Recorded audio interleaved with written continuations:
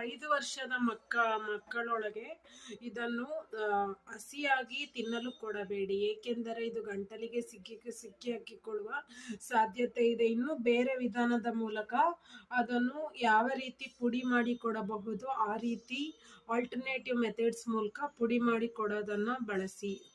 ಇಂತಹ ಡ್ರೈ ಫ್ರೂಟ್ಸ್ಗಳನ್ನು ಮಕ್ಕಳಿಗೆ ಜಾಸ್ತಿ ಕೊಡುವುದನ್ನು ಅವಾಯ್ಡ್ ಮಾಡಬೇಕು ಮತ್ತು ಡ್ರೈ ಫ್ರೂಟ್ಸ್ ತಿನ್ನಿಸುವುದನ್ನು ಸಂಪೂರ್ಣವಾಗಿ ಕಡಿಮೆ ಮಾಡಬೇಕು. ಮಕ್ಕಳಿಗೆ ಡ್ರೈ ಫ್ರೂಟ್ಸ್ ತಿನ್ನಿಸ್ಬೇಕು ನಿಜ, ಆದರೆ 5 ವರ್ಷದ ಮಕ್ಕಳಿಗೆ ಅದನ್ನು ಡೈಜೆಸ್ಟ್ ಮಾಡ್ಕೊಳ್ಳೋ ಕೆಪಾಸಿಟಿ ಇರಲ್ಲ. ಸಮ್ಟೈಮ್ಸ್ ಅದು ಈ ಥರ ಗಂಟ್ಲಿಗೆ ಸಿಕ್ಕಾಕೊಂಡು ಅವರು ಕನ್ಫ್ಯೂಷನಲ್ಲಿ ಮುದ್ದಾಟದಲ್ಲಿ ತಿಂದು ಈ ಥರ ಸಾವುಗಳು ಸಂಭವಿಸ್ಬೋದು. ಆದಷ್ಟು ಡ್ರೈ ಫ್ರೂಟ್ಸ್ನ ಕಮ್ಮಿ ಮಾಡಿ, ಆದಷ್ಟು ಕೊಡದೇ ಇರೋಕ್ಕೆ ಟ್ರೈ ಮಾಡಿ.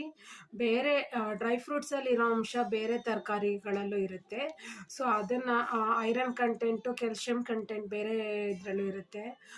ಆ ವೆಜಿಟೇಬಲ್ಸ್ನ ಕೊಡೋದನ್ನ ಪ್ರಾಕ್ಟೀಸ್ ಮಾಡ್ಕೊಳ್ಳಿ. ಇದು ಹೇಳ್ತಾ ಮಂಗಳೂರಿನ ಕಾಸರಗೋಡಿನ ಈ ವರದಿ ನೋಡಾದ್ಮೇಲೆ ನಾವು ಮಕ್ಕಳನ್ನ ಹೆಂಗೆ ಸಾಕಬೇಕು ಅಂತ ಇನ್ನೂ ಒಂದು ರೀತಿ ಭಯ ಬಂದಿದೆ ಅಂತ ನಾನು ಭಾವಿಸ್ತೀನಿ. ಇದು Suma signing off from Suma nut Chummi channel. Thank you.